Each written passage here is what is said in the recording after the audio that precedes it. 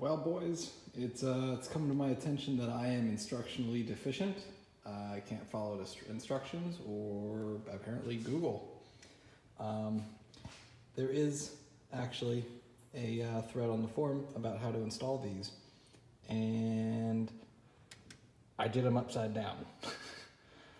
The logo should be facing down on these. I did it back asswards. So just wanted to clarify that, and I'm going to go ahead and fix them and show you how it's supposed to be, because this ain't it. So yep. Okay, I figured I would just show you here what I'm talking about. You see how much more clearance I'm gonna get? These are gonna be a lot lower. And this wire that was super duper short should now fit nicely once I flip that over. So I kind of wanted the logo side facing up though. It's kind of dumb, a little disappointing PR, I'll be honest. That was like one of the coolest parts because it just had the logo on it. I don't know, it just looked cool. But oh well, onward. Well, they are all on. Let's see how this fitment is. It should be a little better. Oh, wow, look at all that extra room. Nice. That is how that's supposed to go, for sure, 100%. So, fitment even better than the original review, guys, because it helps when you know what you're doing. If you just read the manual, well, I guess that was part of the problem. I couldn't find it. So if I had one recommendation, PR, I would make a PDF and put it on your website, just like you have for the N54. Be very helpful. Let's get this reassembled. Well, fuck me. Look what I just found. Yes, that is the bottom of the intake, and that is exactly what you think it is. The boot got so hot, it melted the plastic.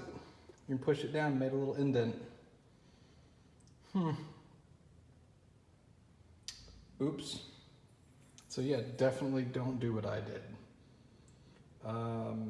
Let's see if it fits any better. I'm probably gonna make another one because it doesn't fit right still, I'm sure. Let's try it. Yeah, it still definitely does not fit. There's the thing, and as you can tell, that is not sitting on its little nub. I could try what Justin at Twisted Tuning suggested, which is basically bending these brackets, making them at a steeper angle. And that may help some, but that's also a permanent modification to the fitment of them. Right, so I think I should do a little bit of a review of these, since I've had them installed for about a week now. They are a good product. The car runs smoother, and I haven't had any issues with them. And on a side note, I think I fixed my what's it called?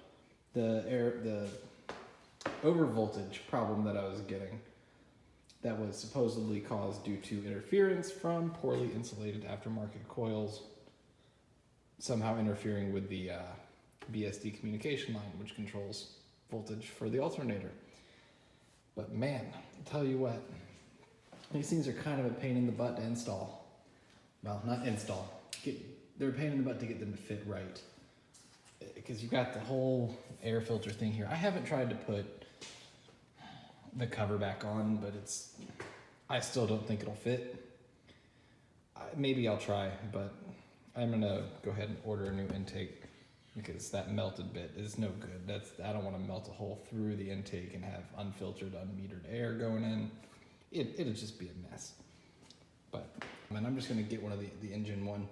It looks okay. It's not the best, but I know it'll clear. It's at least got some more flexibility than this does. Plus, I'm pretty sure it's metal and it won't melt.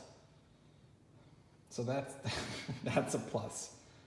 Oh boy. Okay, well, I'm gonna put my car back together, but this has just been an update to let you guys know that I screwed up. I mean, it happens, everybody makes mistakes, but I'm here to learn. I don't know about you guys, so yeah, until next time. Thanks for watching.